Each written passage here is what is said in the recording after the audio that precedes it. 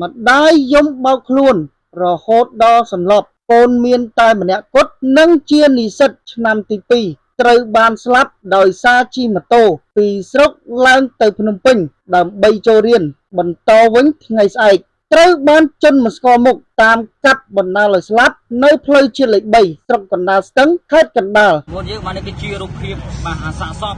បាទនេះជារូបរបស់គាត់មុនយើង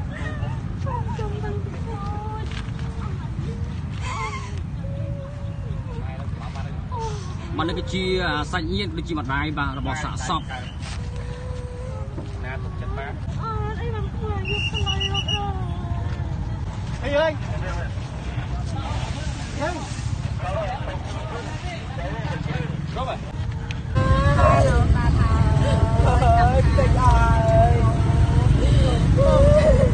mình xong xuôi đấy mình ấy bọn bọn phỏ nó quật cả đấy bọn xong say cái bọn có sao được sai tao đi nông pin lang pi tia mau còn cho pi nghe nhân bon cái thân mau phải mùi phần năng tao xua mày lộ đại ọt ấy đây câu lộ đại mùi đào pe hơi nhom lộ đào pe mong mà tập nhom mà đào tia ăn khơi câu nhom mà tê là mau chết pi là tập các con thằng nhom đâu chết tia năng tê mai nhom được chuột thắc một bộ năng một trăm mà con chụp chậu hay ai mai nhưng mà đôi mày và ba tê nhưng mà chất lư nhom lang thời điên vinh hai vương sai những con nhom trâu điên vinh hai hay con nhom ở tay miền pha là ngoài tê phu cốt chim mà tô mày cái đẹp bóng xong mạ xong này bắt mẹ dụ của má còn con nhom hay muối muối bóng đặt bị sệt xong phun không thấy chưa mong phun tu là ca con chim tôm xong làm cọ khai cả tay xong khai cả keo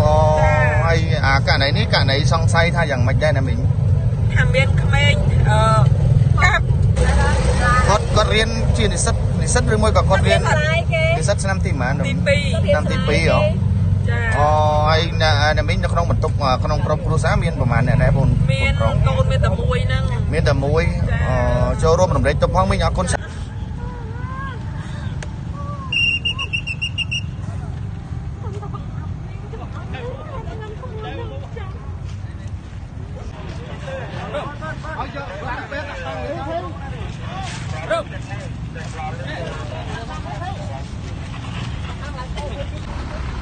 បងប្អូនមានការភាព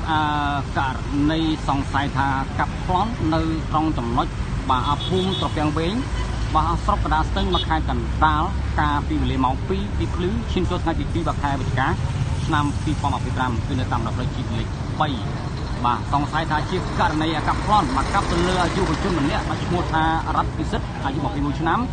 ពិសិដ្ឋឆ្នាំទី2បណ្ដាឲ្យស្លាប់នឹងរងរបួសមួយយើងបាទគឺនៅតាមផ្លូវជាតិលេខ3បាទពេលវេលាគឺម៉ោង2ទីភ្លឺបាទឈានចូលបាត់ថ្ងៃទី2ខែវិច្ឆិកាឆ្នាំ2025ភូមិត្រពាំងវែងស្រុកកណ្ដាលស្ទឹង